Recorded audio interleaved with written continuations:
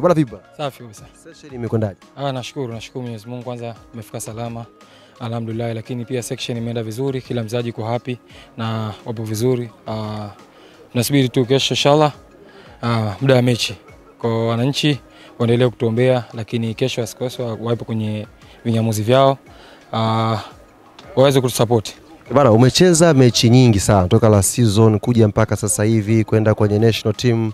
Umecheza mechi nyingi sana na mashabiki na mimi pia wamekutumia message, bwana Baka umepita mechi nyingi sana. Nguvu yako ikoje kuelekea kwenye mechi ya kesho ikitokea umepata nafasi ya kuwakilisha Young Africa?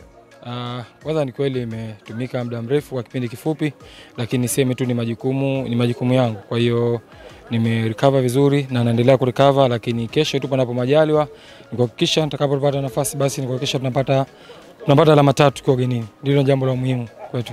Shukrani sana bwana.